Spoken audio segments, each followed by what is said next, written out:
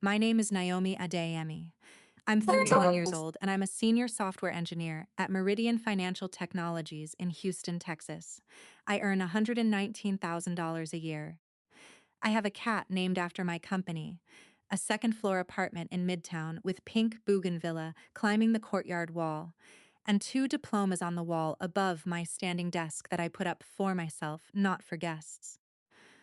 On a Tuesday morning in October, I looked out the glass lobby doors of my office building and saw my parents sitting in a silver Toyota Camry in the second row of the visitor lot. They had been there for over 40 minutes.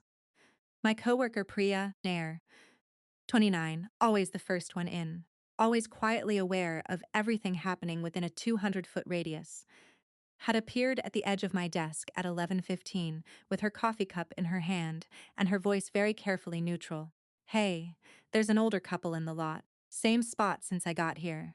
My manager flagged it. I didn't look up right away. I finished the line of code I was writing, a function I'd been wrestling with since 9 that morning. Something sufficient and clean that I was genuinely proud of. And then I turned my chair toward the lobby glass and looked. My father was in the passenger seat. He was wearing the charcoal church suit he reserved for funerals and Sunday services, the one with the narrow lapels that had never quite kept pace with the decade. My mother had a blue and gold headscarf wrapped around her hair, the way she always wrapped it when she was working herself up to something difficult. I could see them from 60 feet away, and even at that distance, with 3 years of silence between us, I knew every line of both of them. I want to tell you something before I take you back to the beginning. I want to be honest with you, because that's the only thing I've been able to hold on to through all of this. I didn't walk out to them. Not right away. I turned my chair back to my monitor. I put my headphones on. I opened a pull request I'd been meaning to review since Monday and read the first 4 lines of it 3 times without absorbing a single word. Then I got up, walked to the break room at the end of the hall, poured myself coffee. I didn't want into a mug that said "World's okayest coder" that Jasmine had given me as a joke when I took the Meridian job, and stood at the north-facing window with my back to the lobby for 7 minutes. Because here's the thing about being told never to come back. You get very good at performing the absence of feeling. You get so good at that sometimes you can't tell the difference between performing it and the real thing. Before I get into this, please like and subscribe, but only if this story is already doing something to you, and drop your location and the time in the comments. I want to know exactly who is in this with me right now. I was born in Houston, Texas in 1993, the second child of Dr. Emmanuel Adeyemi and Grace Obi Adeyemi, both originally from Lagos, Nigeria. My father had come to the United States in 1987 at 26 years old, enrolled at the University of Texas Medical Branch in Galveston, and arrived with $200 in his pocket and the kind of unshakable certainty about his own future that I have spent my entire adult life trying to understand and failing to replicate. He wanted to be a cardiologist. He became one. He built a private cardiology practice in the Third Ward neighborhood of Houston, Dr. Emmanuel K. Adeyemi, MD. Fac had 3 months that's and that announced itself in rooms before he did. My father was not a man who talked about himself. He didn't need to. 30 years of patient outcomes did the talking. My mother, Grace, taught third grade at Wheatley Elementary for 22 years. She had a voice that could calm a classroom of 8-year-olds in 3 seconds flat, and that same voice could stop me mid-sentence across a dinner table with a single syllable of my name. She made jollof rice on Sundays that smelled like it had been assembled from something other than ingredients, something warmer and older than that. She sang in the choir at Covenant Redeemer Baptist on Almeida Road and wore her Sunday hats with the kind of authority that made other women turn and then look again. She loved her children completely. She deferred to my father on everything that mattered. That was the architecture of our family. My father at the center, his vision extending outward like a structural blueprint that everyone else was expected to build their lives inside of. My brother, Taben. Everyone called him Toby. always, even my father, was 3 years older than me and genuinely exceptional, not in the irritating golden child way that makes for clean drama. He was brilliant in a way that felt effortless, and he was kind in a way that felt genuine, and he wanted to become a doctor with the same real, authentic certainty my father had. He was pre-med at Rice University on a full academic scholarship by the time he was 17. He never seemed burdened by the expectation laid on him because it wasn't an expectation for Toby. It was just who he was. He inhabited our father's blueprint so naturally that you sometimes forgot it had been drawn by someone else. I loved my brother then. I love my brother now. But growing up 2 steps behind him was an education in invisibility that I've been processing in my therapist doctor. Angie Brewster's office in the Galleria area for the last 2 years, and I'm still not done. I was not a bad student. Let me be clear about that. I was a very good student. I got As in most things and A-minuses in the rest. I made the honor roll at Lamar High School all 4 years. I ran cross country, volunteered at the Houston Food Bank through our church, had 2 good friends and no disciplinary record. I was, by every measurable standard, a child who was doing fine. The problem was that doing fine at the Adeyemi dinner table, sitting across from someone who was doing extraordinary, had a quality of disappearing about it that was hard to name until I was much older. It wasn't cruelty. It wasn't even intention. It was just the particular shadow cast by a very bright light. My father never said he was disappointed in me. That was not his method. What he did instead was speak my future in the present tense as a fixed fact already accomplished. Naomi will be a physician, he would to relatives at our Thanksgiving table. To colleagues at the hospital fundraisers, my parents attended every spring, to church friends over coffee after Sunday service, with the same even tone he used to state a clinical observation. Not a wish, not a plan under construction, a fait accompli, already decided, already written, waiting for time to catch up. What he didn't know, because I was very careful about what I showed him, was that I had already found something else. I started teaching myself to code at 15 on a desktop computer at the Houston Public Library, Luscan branch, sitting in the third carrel from the window on Tuesday and Thursday afternoons. YouTube tutorials first. Then Codecademy, using a free account I accessed specifically on library computers because our home desktop had parental monitoring software, and I was fairly certain my father reviewed the activity logs. My computer science teacher at Lamar, a patient and slightly distracted man named Mr. Robert Okafor, noticed what I was doing in class one afternoon. I was 3 weeks ahead of the curriculum, and after the other students had cleared out, he set an old MacBook on my desk that the district was cycling out after a technology refresh. Told me to keep it in my locker, keep working. I built my first functioning web application at 16. It was a study scheduler, clunky, prone to crashing, limited to 8 class inputs before the whole thing fell apart, but it worked. I had made something work. I had looked at a problem, found a shape to hold it, and translated that shape into something real. When I showed it to my best friend Jasmine Carter one afternoon in her bedroom on the south side of Houston, her mom's soul music coming through the wall, the particular late afternoon light of a Texas October slanting across the floor. Jasmine looked at the screen for a long time without saying anything. Then she looked at me. Naomi, you made this? Yeah. You should be studying this, she said, seriously. Like, for real. I knew she was right. I had known it for a year. The distance between knowing something and being able to say it out loud inside the Adeyemi household was the widest gap I had ever tried to cross. I applied to the University of Texas at Austin in the fall of my senior year. I applied to the College of Natural Sciences, declared pre-medicine as my intended major, and wrote my admissions essay about watching my father in his practice, the way his patients trusted him, the particular care he brought to every appointment, and every word of it was true. I was accepted with a partial merit scholarship covering 40% of my tuition and a $4,200 annual deed-based grant. My father took us to Papado's on Westheimer to celebrate. My mother wore her blue dress. Toby drove in from his apartment near Baylor College of Medicine and gave a toast that made my mother press her hand to her collarbone the way she did when something moved her. It was a genuinely good night. What I did not tell them, not that night, not the following 14 months, was that the moment I arrived on the UT campus in August 2011 and walked into the advising office in Painter Hall, I added a second major. Computer science. I want to ask you something right here. If your parents ever mapped your future out without asking you, your major, your career, your whole life already decided before you had a say in it, tell me what they had planned. Drop it in the comments. Because I want to know how many of us grew up inside someone else's blueprint. T. Austin was the first place I had ever felt fully like myself, and the particular difficulty of that was that I couldn't share it with anyone who mattered back home.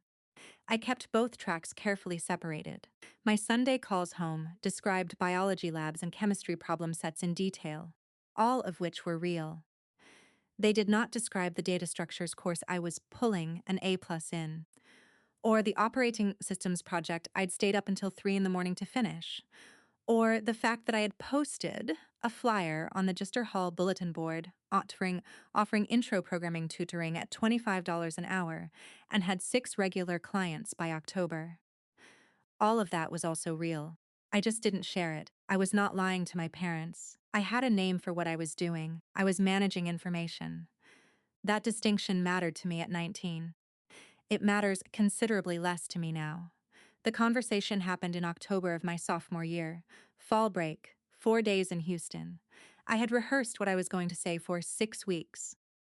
I had notes in my phone in a folder I titled Grocery List, so that if my father ever glanced at my screen, he wouldn't stumble across what was coming.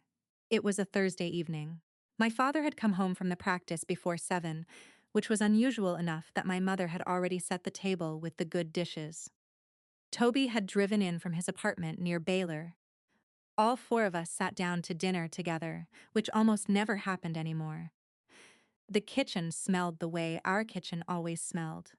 My mother's pepper soup on the stove, something warm and specific that I've never been able to replicate, no matter how many times I've tried. The pendant light above the table cast a circle of gold over the food and all of us inside it. My father asked about my MCAT preparation timeline. He laid it out with precision, the way he laid everything out. Start preparing the summer before junior year. Take the test the following September. Submit applications to UT Health Science Center and Baylor College of Medicine by October of senior year. He had done the research. He had a timeline I would learn later, printed and sitting on his study desk upstairs with my name at the top. He described it all while I sat with my fork over my plate of pounded yam and egusi soup, and I thought, if I don't say it now, I never will. And then what? I spend 40 years inside a life that doesn't fit and call it gratitude? Dad, I said, I've been double majoring. He put his fork down. Computer science. I added it freshman year. I've been taking the courses alongside my pre-med requirements. The room went quiet in a way I had never heard before in that house. Not angry quiet, not surprised quiet. Something more fundamental. The sound of a system encountering something it was not designed to process. You will drop it, my father said. I don't want to drop it. I want to be a software engineer. Naomi. His voice was very low and very even, the way it always got when things were serious. When his voice dropped like that, the temperature in a room dropped with it. I have spent 30 years building the foundation of this family's future. Toby has honored that. I need you to honor it. I'm not dishonoring anything. I just want something different than what you've decided. My mother said, Naomi, please 2 words. Quiet as a door closing. I've known this since I was 15, I said. I should have told you sooner and I'm sorry as I didn't. But I'm not dropping the CS major. My father looked at me for a long moment.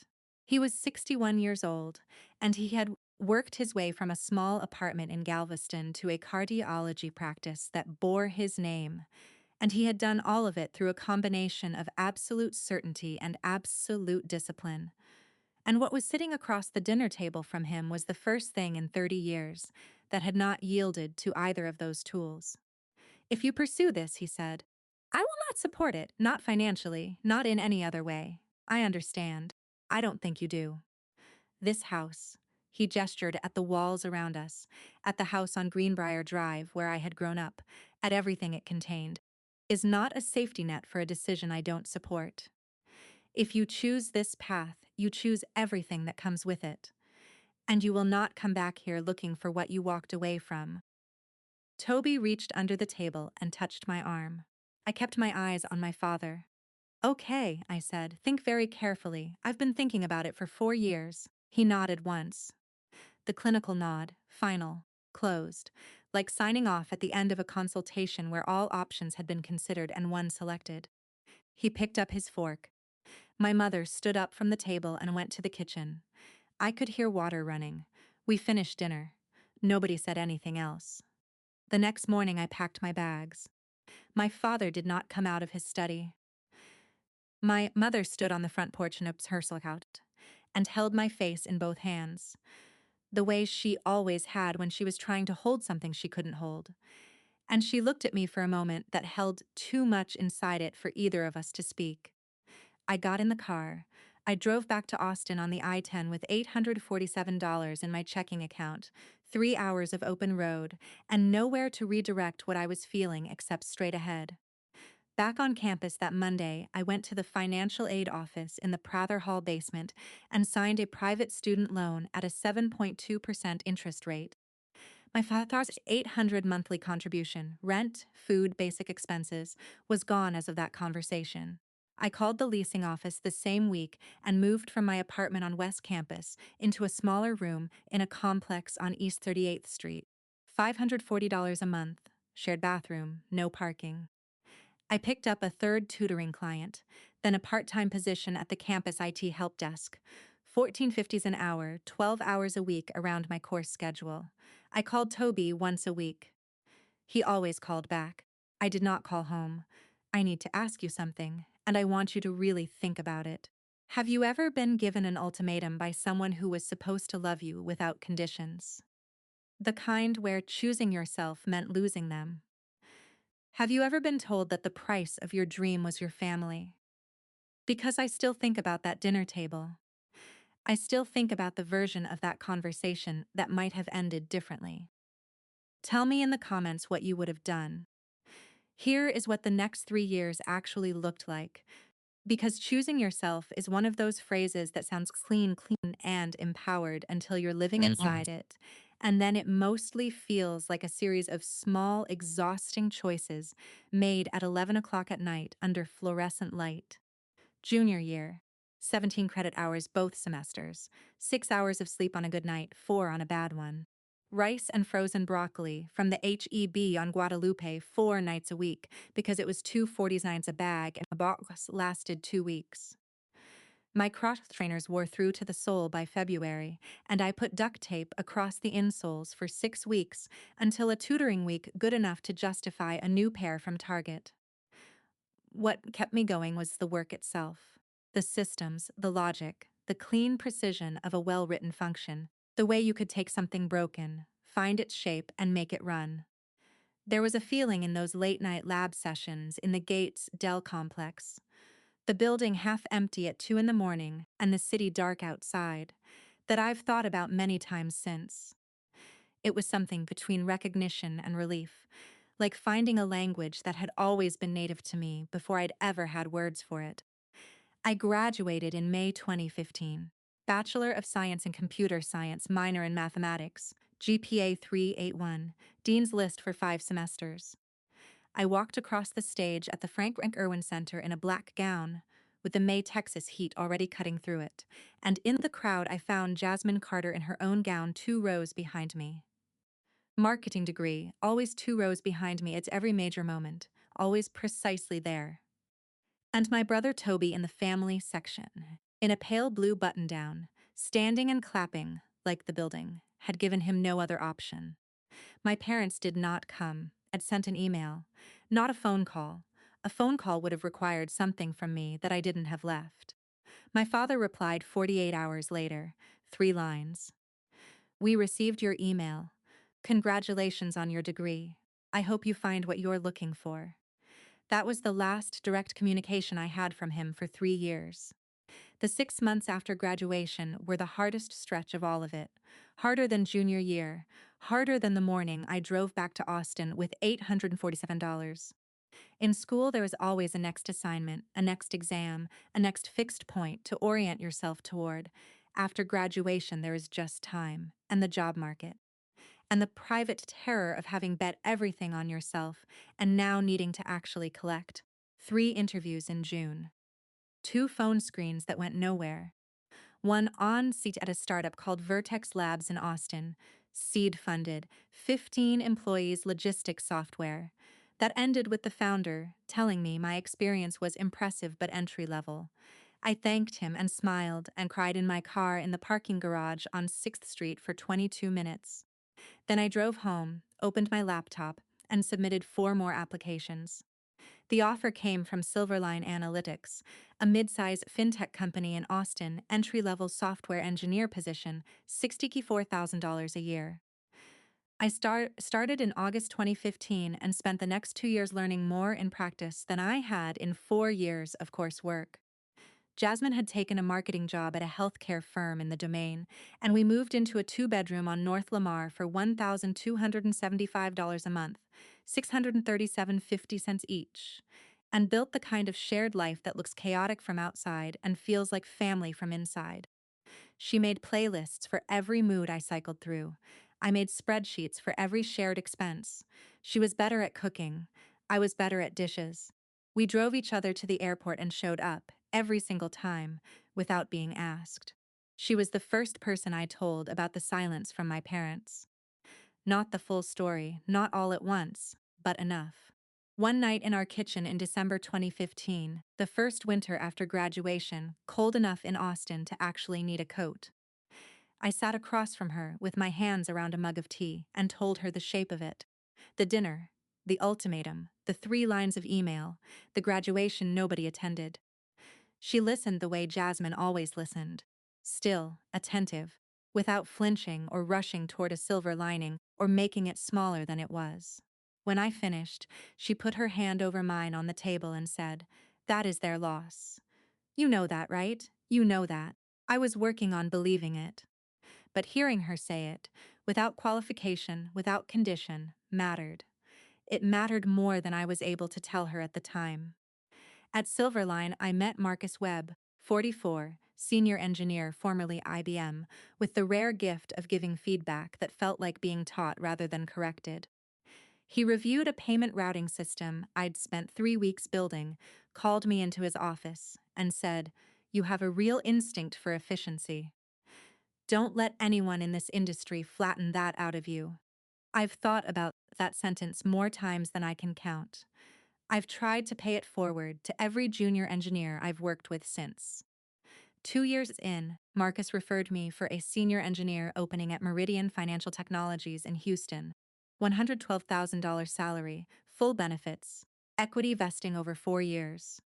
A team manager named Diane Kowalski, 48, ran tight ships, zero tolerance for nonsense, the best manager I've ever had, and a team of 8 engineers who were all genuinely good at their jobs and decent to each other, which is rarer than it sounds. Moving back to Houston felt like something I needed to claim.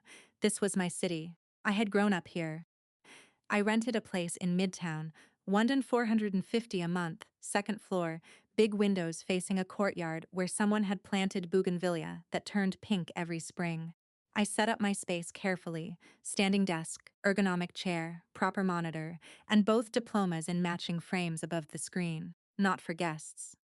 For me, every morning when I sat down and got to work on something that was entirely mine. Tell me about your Jasmine, the one who showed up when your family stepped back, the one who put their hand over yours, or drove across the city at midnight, or said the exact thing you needed to hear without you having to ask. Drop their name in the comments and tell me one thing they did that you've never forgotten. I want to hear it. I had been at Meridian for 14 months when my brother Toby called on a Sunday evening in September. He was a third-year emergency medicine resident at Houston Methodist by then, working the kind of hours that stripped the easy warmth out of a person and replaced it with something more careful and clear eyed. We talked every 2 weeks, regular calls. His rotation, my projects, Jasmine's promote to marketing director, the Texan season. He called at 9:47 p.m. I know the exact time because I'd set my phone face up on the coffee table, which I only do when I'm actually winding down, and I saw his name light the screen and answered before the second ring finished. Hey, he said, that one syllable. Something underneath it. What happened? Dad had a cardiac event last week. I was holding a glass of wine. I set it on the coffee table with both hands, precisely, like I was handling something that required care. How bad? They're calling it mild. He's home, he's stable. But Naomi, Mom's been asking about you, and I think they've been trying to find out where you are. How much did you tell them? Nothing you didn't give me permission to share. I want you to know that. I didn't give them your address or your job. But Dad's smart, and he's been sitting at home with nothing but time for a week. I think he looked up your LinkedIn. We talked for 30 more minutes. Toby described the cardiac event in clinical terms. The particular irony of a cardiologist being treated by his own colleagues was something neither of us commented on directly, and what the recovery protocol would look like, and what our mother had been like in the Methodist waiting room. She kept saying your name, he said quietly, just, where is Naomi, Toby? Like she expected you to walk through the door. I didn't sleep well that night. Monday morning, I drove to Meridian and wrote the most focused code of my entire career because it was the only precise thing I could do with what was sitting in my chest. I answered every message in my queue. I reviewed 2 pull requests. I attended stand-up at 10 and said everything expected of me and nothing extra. At 11:15, Priya appeared at the edge of my desk, her voice very carefully neutral. Hey, that couple is still in the lot. Silver Camry, second row. I turned my chair. There they were. My father in the charcoal suit, sitting very straight against the passenger seat with his hands resting on his knees. The formal, deliberate posture of a man who prepares before he speaks. My mother with the blue and gold scarf around her hair, parked in a visitor space, not the loading zone, not double parked, not blocking anything.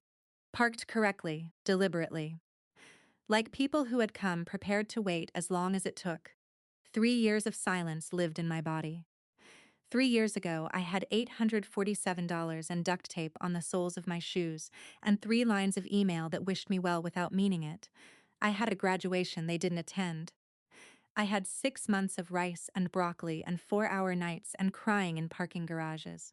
I had Marcus Webb telling me I had an instinct for efficiency, and Jasmine's hand on mine in the December kitchen, and Diane saying in my first performance review that I was the strongest technical hire she'd made in 3 years. And I had Meridian Financial Technologies behind me, the glass, the title on my badge, the work I had done every single day without anyone's permission or endorsement or belief. And they were sitting in the parking lot of it, correctly parked, waiting. I want to ask you this, and I mean it sincerely. If you were standing where I was standing, your whole built life behind you, 3 years of no contact in your body, the people who told you never to come back sitting in the lot of the field without them, what would you have done? Tell me honestly in the comments. Because what I did next surprised even me. I told Diane I was taking a long lunch. I walked out through the lobby glass doors at 11:52 a.m. The October air hit me. Houston in October has a specific texture, warm at the surface with something cooler moving underneath it. The first real suggestion that summer has finally agreed to leave. The parking lot smelled like asphalt and the cut grass from the landscaping strip along the building's south edge. I walked to the Camry and stopped at the driver's side window. My mother saw me first. She pressed her palm flat against the glass, one hand, before I'd even raise mine to knock. My father turned from the passenger seat. I looked at them for a moment. 2 people who had made me, who had given me the stubbornness and the discipline and the love of systems and the absolute refusal to do things halfway that had carried me from that dinner table to this parking lot, who had also said what they'd said and meant it I knocked. My mother had the door open before my knuckles finished. She stepped onto the asphalt, and she was smaller than I remembered. Or I had grown. Not in height, but in some other dimension that height doesn't measure. And she took my face in both hands the way she had on the porch of the house on Greenbrier Drive 3 years ago, and said, "Naomi," and her voice broke on the second syllable. I held her. I couldn't help it. She was my mother, and it had been 3 years. My father stepped out of the passenger side slowly, moving with the new carefulness of a man who has recently been reminded that his body keeps its own account. He was 64 years old. The gray in his hair had spread. He held himself the same way, very straight, very prepared, but something in his face was different. The absolute certainty I had grown up under had shifted. There was asking in it now. We looked at each other across the roof of the silver Camry. "Naomi," he said, "Dad." He was quiet for a moment. Then, "I owe you an apology." Said it the way he said everything, precisely without preamble. The ultimatum, how I handled that conversation. I was wrong about how I handled it. I stood very still. I told myself for years that I was protecting this family's future, he continued. But I was protecting my version of what the future should look like. I didn't ask you what you wanted. I didn't. He stopped. His jaw moved slightly, the way it did when he was recalibrating. "I found your name a few months ago. I looked you up." He meant LinkedIn. He meant the title, the company name, the endorsements from colleagues, whose words made clear, without any ambiguity, what his daughter had become. "I know what you've built," he said, "and I know I had nothing to do with it." My mother was holding my hand. I didn't know when she'd taken it. We went to lunch at a diner on Westheimer called The Roost. The kind of place with vinyl booths and sweet tea and slices of pie under glass domes on the counter, and the smell of coffee that has been on the burner since 7 in the morning and has long since stopped apologizing for it. It was not a landmark restaurant. It was not a special occasion place. It was available and close and real, which was exactly right for what we were doing. We sat in a corner booth and talked for 2 hours. Some of it was hard. There were silences that had weight to them, and 2 moments where my father started a sentence and couldn't find how to finish it, and one moment where I had to look at the ceiling for a few seconds, because the thing sitting in my throat needed a moment before I could speak around it. My mother cried once quietly, looking at the table. Not dramatic, not performed, just the small sounds of something long held finally releasing a little of its pressure. I told them about Marcus Webb and what his words had meant at a moment when no one from my family was saying anything at all. I told them about the apartment with the bougainvillea and the diplomas I'd put up for myself and not for anyone else, and what it had felt like to choose my own walls for the first time. My father listened with his full, focused clinical attention, really tracking, not just waiting for his turn. When I described the Silver Line years, the tutoring money, the broccoli and rice, the duct-taped shoes, he went very still. He didn't look away. "I didn't know how difficult it was," he said finally. "You didn't ask." A pause, long enough to mean something. "No," he said. "I didn't." The check came and he reached for it without hesitating, the reflex of a father, and I let him take it. Some things don't need to be contested. "Come for Sunday dinner," he said, walking back to the parking lot. "When you're ready. Not before." He said it carefully, not as a summons, as an invitation. The difference was real and he understood it. "Okay," I said. He put his hand on my shoulder, brief, deliberate, the kind of physical gesture that costs a man like my father something to offer, and for that reason it landed. Then he got in the car. I watched them pull onto Westheimer and drive west toward the house on Greenbrier Drive. I stood in the afternoon sun for a moment before I turned around and walked back through the lobby glass doors of the building that held my work. The first Sunday dinner was 6 weeks later. It was awkward in the way that things are when the vocabulary between people has to be rebuilt from scratch after a long silence. When you keep reaching for old patterns of conversation and finding that they no longer fit. My father asked about my work at Meridian with focused attention, And when I explained the systems I was building, he asked follow-up questions more specific than I expected. He understood more than I thought he would. Systems are systems, whether they're cardiac or digital. Neither of us said that out loud, but I think we both noticed it. My mother made jollof rice and fried plantains and a pepper soup that tasted exactly the way it had always tasted, the exact same warmth and richness. And I sat in my old seat at the table and thought about how strange it is that a bowl of food can contain an entire childhood inside it. Toby was there.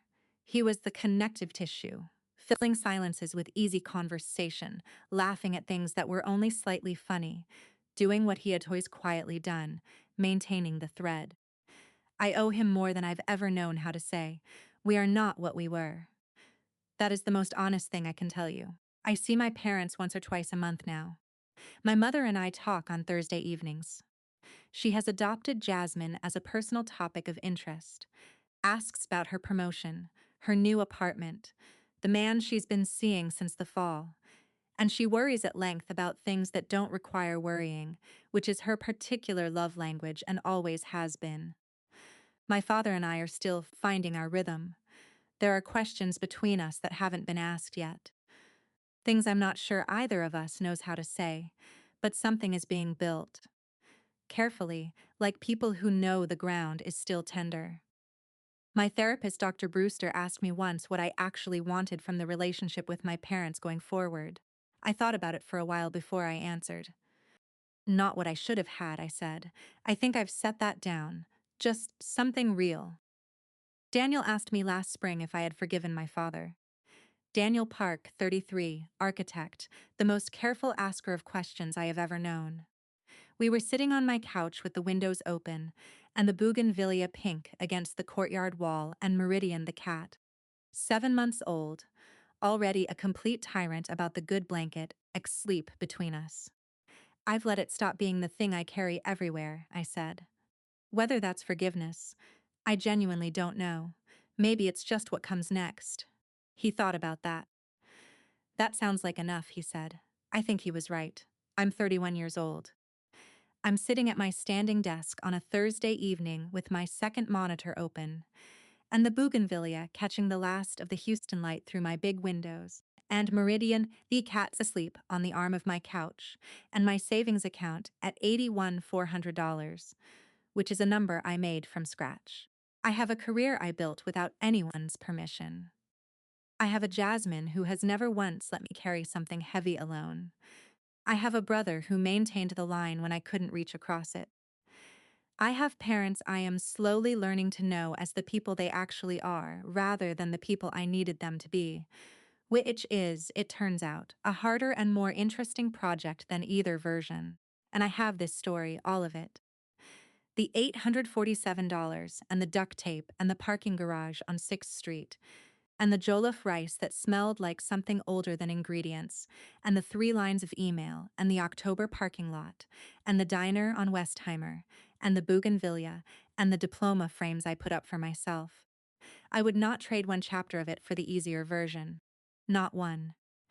If you see yourself anywhere in what I've told you, if you know that dinner table, that specific silence, that particular cost of being yourself inside a family that needs you to be someone else, tell me what you would have done. Leave a comment below. I want to hear from you. And if you want more stories like this one, check the description.